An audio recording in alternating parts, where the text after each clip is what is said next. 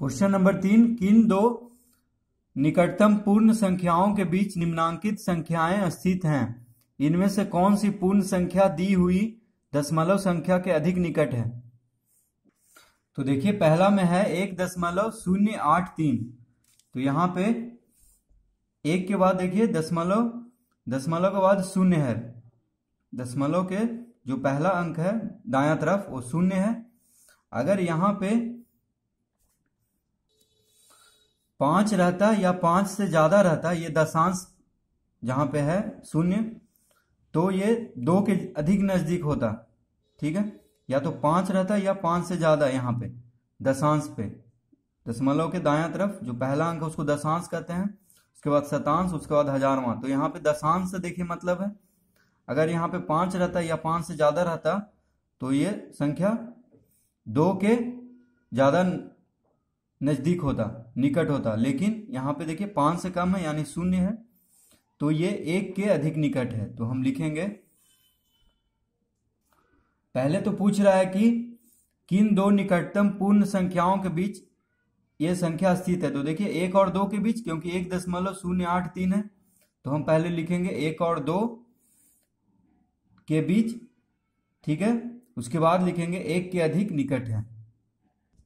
तो इस तरह से हम लिख देंगे, देखिए 1 और 2 यानी 1 और 2 के बीच में यह संख्या स्थित है।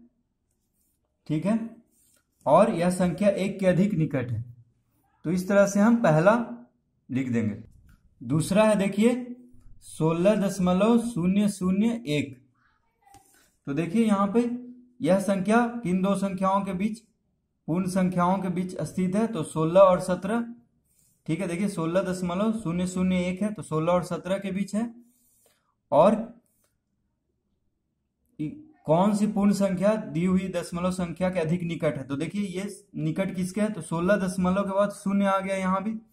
तो 5 रहता या 5 से अधिक रहता दशांश पे, ये वाला अंक देखिए जो दशमलव के दाएं तरफ पहला अंक है उसको दशांश बोलते हैं, उसके बाद शतांश, उसके बाद हजारवां।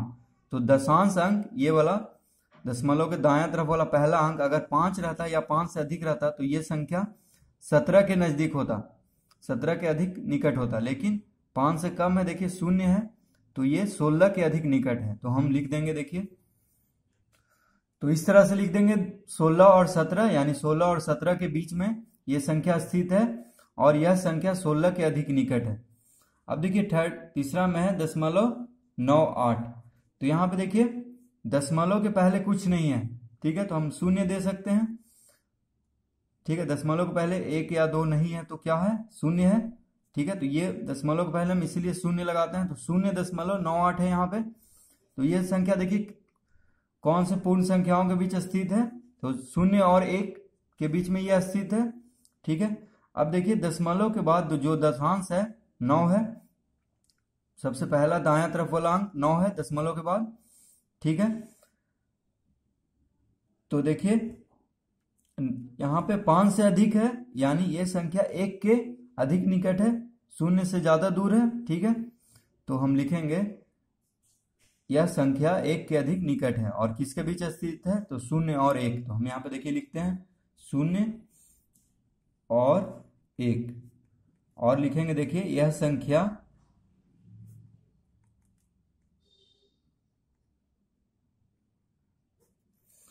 0 के,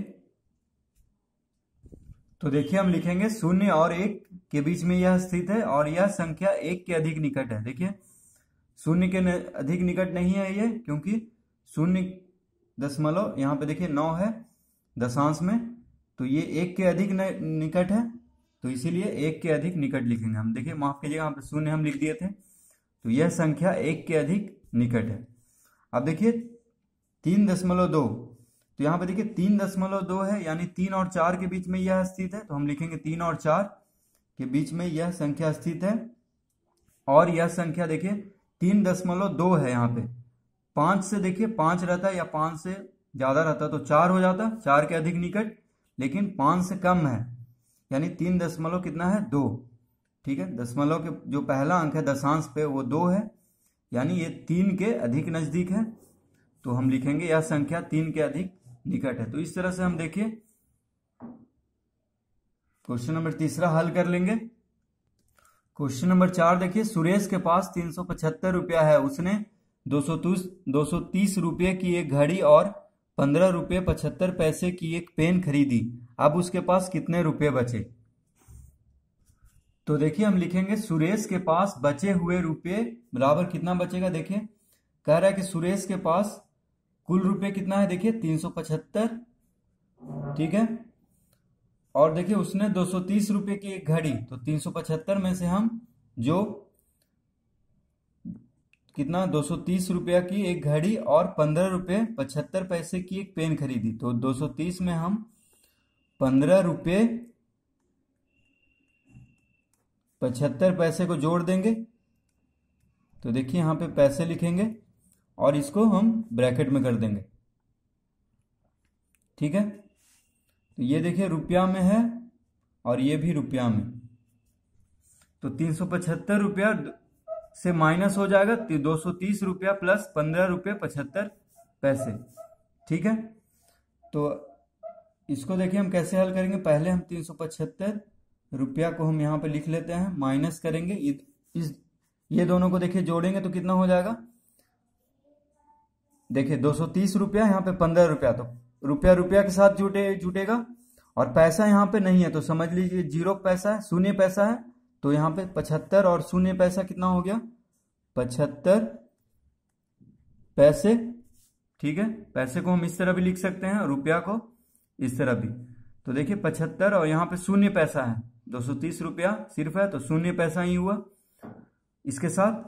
तो देखिए 75 और शून्य 75 पैसा हो गया, 15 रुपया और 230 रुपया जोड़ेंगे तो कितना हो जाएगा 245 रुपया, ठीक है। 230 और 15 कितना हो गया 245 रुपया। अब देखिए हम इससे घटा देंगे तो 375 रुपया से घटाना है हमको 245 रुपया 75 पैसा। अब देखिए 375 रुपया के साथ क्या है, पैसा नहीं है तो शून्य पैसा हुआ। तो शून्य से हमको घटाना है 75 पैसा को पैसा से ही घटाएंगे और रुपया को रुपया से ही। तो देखिए शून्य पैसा से हम घटाएंगे तो यानी शून्य शून्य रहेगा ऊपर, तो 10 शून्य से 5 नहीं जाएगा तो 10 में से 5 गया 5, ठीक है। पैसा को घटा रहे हैं। अब देखिए एक और शून्य था तो 9 बन गया, 9 में 7 गया 2, यानी 25 पैसा हो गया। अब देखिए पैसा ले रहा था शून्य शून्य, किससे, इससे ले रहा था क्योंकि इसी के साथ पैसा शून्य है, कुछ नहीं है तो शून्य पैसा हुआ 375 रुपया शून्य पैसा। जैसे यहाँ पे है 245 रुपया 75 पैसा। तो अब देखिए ये हो गया 4, पैसा उधर दिया शून्य को तो 4, यानी 4 में से 5 जाएगा तो 4 में से 5 नहीं जाएगा तो ये 14, 14 में से 5 गया तो 9 हो जाएगा, तो हम यहाँ पर 9 लिखेंगे। अब देखिए ये हो गया 6, तो 6 में से 4 गया तो 2 और 3 में से 2 गया 1, यानी 129 रुपया 25 पैसा सुरेश के पास बचा हुआ है, ठीक है। कलम और घड़ी खरीदने के बाद उसके पास कितना पैसा बचा, 129 रुपया 25 पैसा। तो इसको हम देखिए इस तरह भी लिख देंगे 129.25 रुपया। देखिए 10 पैसा को हम रुपया में बदलेंगे, यानी 100 से भागा देंगे 25 को तो 2 दशमलव दायां तरफ से 2 अंक बाद, यानी 2 के पहले लग जाएगा और 129 रुपया प्लस 0.25 रुपया जोड़ देंगे तो इतना आ जाएगा 129.25 रुपया, ठीक है। तो इस तरह भी लिख सकते हैं, इस तरह भी बात बराबर ही है। पैसा को दशमलव में बदलना है तो 100 से भागा देना पड़ता है क्योंकि 1 रुपया में 100 पैसा होता है इसीलिए, और रुपया को पैसा में बदलने के लिए 100 से गुना करना पड़ता है। तो इस तरह हम यहाँ पे 129 रुपया 25 पैसा को हम लिख देंगे 129.25 रुपया। क्वेश्चन नंबर 5 देखिए, 8 किलोग्राम सब्जी के एक थैला में 3 किलोग्राम 250 ग्राम आलू, 4 किलोग्राम 175 ग्राम प्याज, 300 ग्राम मिर्च और 50 ग्राम अदरक है। खाली थैला का वजन निकालिए। तो देखिए 8 किलोग्राम सब्जी के एक थैला में, तो यहाँ पे हम लिखते हैं 8 किलोग्राम से हमको घटाना है, देखिए क्या क्या, 3 किलोग्राम 250 ग्राम क्या है, आलू प्लस, देखिए ये कोष्टक में रहेगा, जो घटाना है 3 किलोग्राम 250 ग्राम आलू, ठीक है, प्लस 4 किलोग्राम 175 ग्राम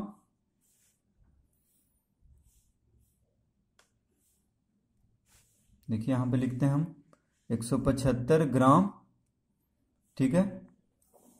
ये हो गया प्याज, प्लस अब देखिए 300 ग्राम क्या है, मिर्च, प्लस 50 ग्राम अदरक। तो देखिए 8 किलोग्राम से 8 किलोग्राम सब्जी के एक थैला में क्या क्या रखा हुआ है, देखिए 3 किलोग्राम 250 ग्राम आलू रखा हुआ है, 4 किलोग्राम 175 ग्राम प्याज, 300 ग्राम मिर्च और 50 ग्राम अदरक।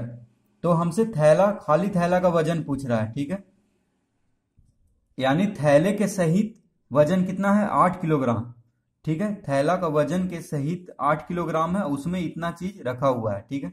तो हम 8 किलोग्राम से हम इन चारों को जोड़ करके घटा देंगे तो हमको खाली थैला का वजन मिल जाएगा। तो देखिए कैसे घटाएंगे इसको हम, यहाँ पे हम लिखेंगे बराबर 8 किलोग्राम से घटाना है तो इसको अभी रहने देंगे माइनस, अब देखिए इन सबको जोड़ेंगे तो देखिए ग्राम ग्राम के साथ जुटेगा और किलोग्राम किलोग्राम के साथ। तो जिसके साथ किलोग्राम नहीं है समझ लेंगे कि शून्य है, वहां पे शून्य किलोग्राम है।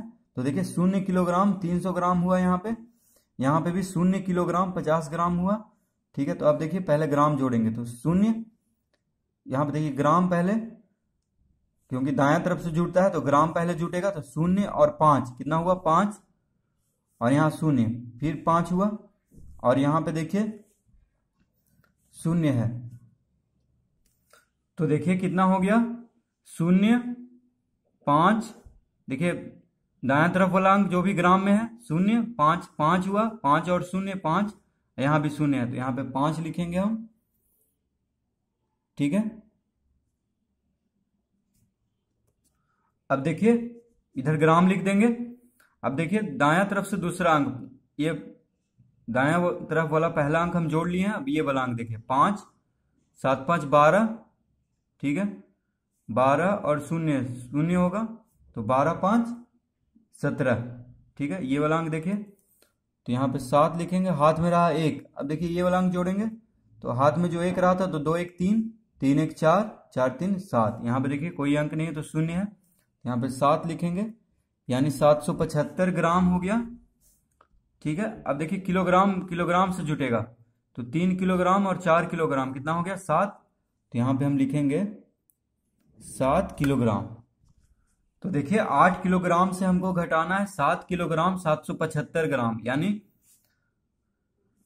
देखिए आलू प्याज मिर्च और अदरक मिला के कितना हो गया, 7 किलोग्राम 775 ग्राम, और कुल वजन था 8 किलोग्राम। अब देखिए इसमें थैले का वजन भी शामिल है, तो अब 8 किलोग्राम से हमको घटा देना है 7 किलोग्राम 775 ग्राम। तो देखिए कितना आंसर आ जाएगा, यहाँ पे देखिए ग्राम इसके साथ नहीं है तो 0 0 0 ग्राम समझ लेंगे, ठीक है।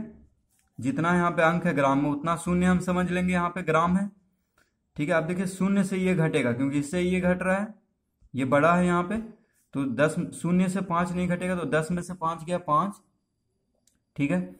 अब देखिए एक और 0 है तो वो 9 बन गया, 9 में से 7 गया 2, एक और 0 है वो भी 9 बन गया, 9 में से 7 गया 2, यानी 225 ग्राम। अब ये हो गया, देखिए पैंचा दिया था 8 ग्राम को, तो ये 0 बन जाएगा, यानी माफ कीजिएगा 7 बन जाएगा, एक पैंचा दिया है तभी देखिए 0 में से ये घटा है, ठीक है। 0 0 0 ग्राम से 775 ग्राम का ये पैंचा दिया तभी घटा, तो ये 7 बन गया, तो 7 में से 7 गया 0, यानी 0 किलोग्राम। तो देखिए 0 किलोग्राम हम नहीं लिखेंगे, सिर्फ 225 ग्राम हम लिखेंगे, ठीक है। तो अगर देखिए अगर इसको किलोग्राम में बदलना, किलोग्राम में आंसर पूछ रहा होता तो हम क्या करते, बस 1000 से भागा देते, ठीक है, यानी 225 बटा 1000 किलोग्राम हो जाता है ये, क्योंकि 1 किलोग्राम में 1000 ग्राम होता है, तो ग्राम को किलोग्राम में बदलने के लिए हम 1000 से भागा देते हैं तो कितना हो जाएगा 0.225 किलोग्राम, इसको हम बोल सकते हैं। ठीक है, देखिए 3 अंक है, 3 शून्य है नीचे, भागा हो रहा है तो 3 अंक दायां तरफ से 1 2 3, यानी 2 के पहले दशमलव लगेगा और दशमलव के पहले शून्य लगाते हैं तो 0.225 किलोग्राम, 225 ग्राम को हम लिख सकते हैं। ठीक है, तो देखिए दोनों एक ही चीज है, या ग्राम में लिखिए आप किलोग्राम में, बात एक ही है। ये ग्राम में हो गया ये आंसर, ये किलोग्राम में, तो दोनों आंसर दिया हुआ है, तो इस तरह से हम इसको हल कर लेंगे। क्वेश्चन नंबर 6 देखिए, 60 मीटर 9 सेंटीमीटर कपड़े में से कमीज सिलाई के लिए 2 मीटर 15 सेंटीमीटर कपड़े काट लिया गया, कितना कपड़ा शेष बच जाएगा। तो देखिए यहाँ पे शेष बचा हुआ कपड़ा बराबर क्या हो जाएगा, 60 मीटर 9 सेंटीमीटर कपड़े में से कमीज सिलाई के लिए 2 मीटर 15 सेंटीमीटर कपड़े काट लिया गया। तो देखिए कुल कपड़ा कितना था, 60 मीटर 9 सेंटीमीटर, इसमें से कपड़ा काटा गया है तो माइनस करेंगे कुल कपड़ा से, 2 मीटर 15 सेंटीमीटर। ठीक है, तो देखिए शेष बचा हुआ कपड़ा किस तरह से निकलेगा, बस घटा देंगे कुल कपड़ा में से जो कमीज सिलाई के लिए कपड़ा है जो काटा गया उसको घटा देंगे तो कितना कपड़ा शेष बच गया। तो देखिए इसका आंसर हो जाएगा, अब देखिए 9 सेंटीमीटर और 15 सेंटीमीटर यहाँ पे, तो सेंटीमीटर सेंटीमीटर पहले घटाएंगे क्योंकि दायां तरफ से घटता है। तो यहाँ पे देखिए तो 9 से घटाना है, देखिए 5 को। ठीक है, यहाँ पे समझ लीजिए 2 शून्य और 9 है, 0 9 सेंटीमीटर, यहाँ पे 15 सेंटीमीटर, तो देखिए 0 9। ठीक है, यहाँ भी 2 अंक है तो यहाँ भी 2 अंक बना लेंगे, यानी 0 है, समझ लेंगे कि यहाँ पे 0 है। तो देखिए 9 में से 5 गया तो 4, यहाँ पे हम सेंटीमीटर लिख देते हैं। तो देखिए 9 में से 5 गया 4, अब यहाँ पे 0 है। ठीक है, इसके पहले 0 है तो 0 में से 1 नहीं जाएगा तो पैंचा लेंगे, इससे पैंचा लेंगे तो 10, 10 में से 1 गया 9। ठीक है, तो यहाँ पे हो जाएगा देखिए 94 सेंटीमीटर। अब ये पैंचा दिया था इसके पहले वाले शून्य को। ठीक है, क्योंकि 9 सेंटीमीटर में से 15 सेंटीमीटर हम घटा रहे हैं तो 9 में से 5 जाएगा 4, उसके बाद यहाँ पे 0 है, 2 अंक बनाना है क्योंकि 2 अंक है यहाँ पे, तो 0 में से 1 गया, यानी 10 में से 1 गया 9। अब ये पैंचा दिया तो ये 9 हो गया। ठीक है, तो देखिए 9 में से 2 गया 7, तो यहाँ पे हम मीटर लिख देते हैं। ठीक है, अब देखिए 9 में से 2 गया 7, ये बच गया कितना 5, क्योंकि पैंचा दिया इसको तो ये 5 हो गया। अब यहाँ पे 0 है तो 5 में से 0 गया 5 ही होगा, क्योंकि 1 अंक है, यहाँ पे 2 अंक है तो 2 अंक इसको ही बना लेंगे, 0 कर यहाँ पे लिखेंगे। ठीक है, समझेंगे कि यहाँ पे 0 है, तो 57 मीटर 94 सेंटीमीटर इसका आंसर हो जाएगा, जिसको कि हम लिख सकते हैं 57.94 मीटर। अब देखिए 1 मीटर में 100 सेंटीमीटर होता है, तो 94 को सेंटीमीटर को मीटर में बदलने के लिए 100 से भागा करेंगे, तो 100 पे 2 अंक 2 जीरो होता है, 2 शून्य होता है, तो 2 अंक के पहले दशमलव लगाएंगे, तो 57.94 मीटर, यानी शेष बचा हुआ कपड़ा है। ठीक है, यानी कमीज सिलाई के लिए कपड़ा काटने के बाद कितना कपड़ा बच रहा है इसमें, 57.94 मीटर। तो इस तरह क्वेश्चन नंबर 6 भी हम हल कर लेंगे।